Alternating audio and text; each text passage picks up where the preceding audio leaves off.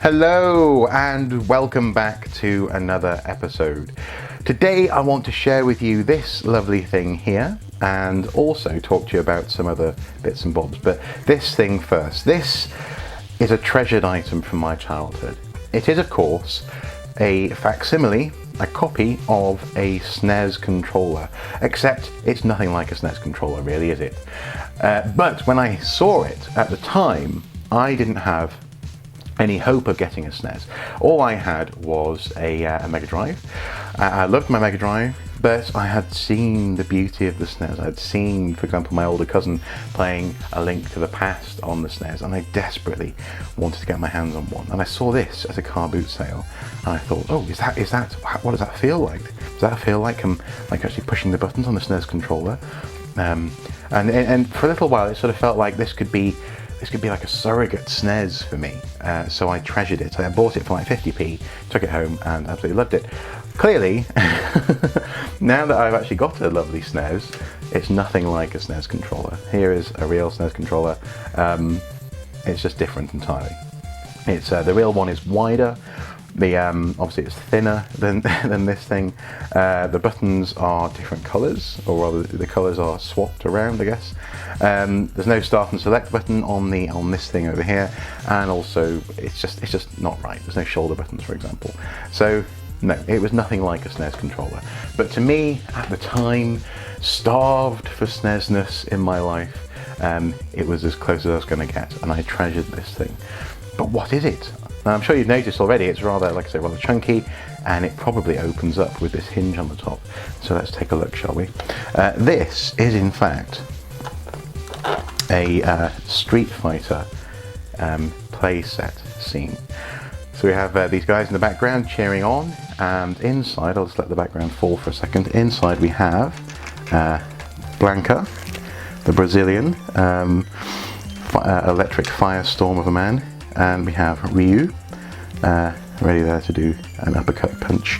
And we also have a couple of benches in there as well, which if I try and get them out, obviously I'll knock everything over. So a couple of benches as well, which sort of go in there, you know, as props for the fight. But I loved playing with this as a child.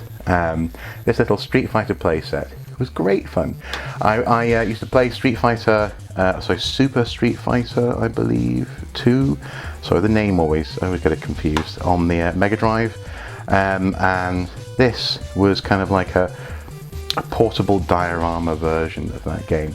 So I had hours of fun pretending that these guys were fighting and that the people in the background there were cheering. So this is a very, very special object for me. Very, very treasured, and I love it. And as I say, for a long time, this was my SNES. This was the the closest I was going to get to having a SNES. And well, it could have been worse, couldn't it? Incidentally as well, actually on the bottom, if I just take these guys out, you can see that there's crocodiles circling the fight as well, boulders as well. So it's a really funky little play set. And then let's just have a look, shall we? There's Blanca in all his awesomeness. What a beard, what a man. And then we have Ryu, apparently wearing some sort of lipstick, as far as I can tell. So, interesting take on Ryu with a silver jacket too. I don't know if it's an official Nintendo toy. I highly doubt it because, as I say, the colouring on the buttons is all wrong. But this gave me so much joy as a child, and I love it. So let's put this over here, just for now. The second thing that I want to show you is, or are rather, these things here. These Sega sort of, I don't really know what they're called, but they're sort of like game cards. So that's about the gameplay of Toe Jam and Earl. We have gameplay of eSWAT. We have a game card, that's all about F-22 Interceptor on the Mega Drive. And then you have character cards as well. So there's Tails, that's character card number 117, Sega Super Play. Maybe that was the name of the card series. But yeah, me and my brother used to collect these, and I'm pretty sure they came in like packs of 10 or 12. Character card on Blaze Fielding from Streets of Rage. Kid Chameleon, there's a good game. James Pond, which for the longest time I thought he was a frog. Apparently he's a fish though, which disturbs me now. But he was a frog, in my mind at least.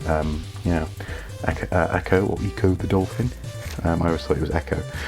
You have these index cards 1 and 2, which tells you what the whole collection contains, and also potentially what it is that you need to get next.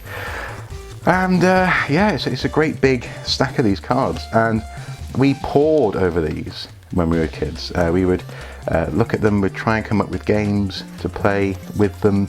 The funny thing is that this isn't actually a game, a card game. As far as I can tell, I've looked online, there are no rules. It's not like Top Trumps or something. It's just a collection sort of promoting the games and the, I suppose, the brand of the Sega Mega Drive and associated software and hardware and this kind of stuff.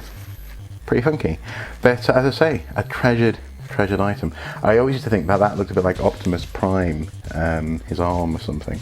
They're playing a Cyberball on Cybertron, perhaps. Slightly sad. Aquatic games starring James Pond, of course, the fish, not the frog. Apparently, although look, he's got legs. So he's got legs there. Yeah, that's so yeah, I just wanted to show you guys these as well. I love these cards. My brother and I would, I'd say we came up with like a Top Trump style game for it. So I think what we'd do is we'd compare player numbers, levels, the type of game. I think we ranked, so arcade and shooting game had different values. One would beat another, this kind of thing. And then on the back, you've got what the consoles are for. I want to say what the game is for in terms of the consoles, so Master System, Mega Drive, Game Gear, that kind of thing. So that there were ways of doing like a Top Trump style thing with this stuff, but it's not designed to be Top Trumps. But yeah, there you go. Hopefully, I don't know, if maybe you've seen these before.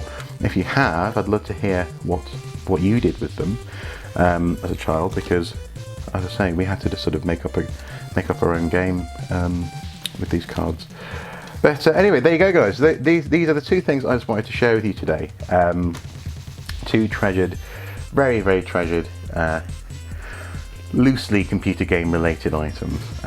This was this was my SNES as a child growing up. This little crappy little piece of plastic was my SNES controller. I used to sort of go, oh, that must be what it's like to play Zelda on the SNES. Oh yeah.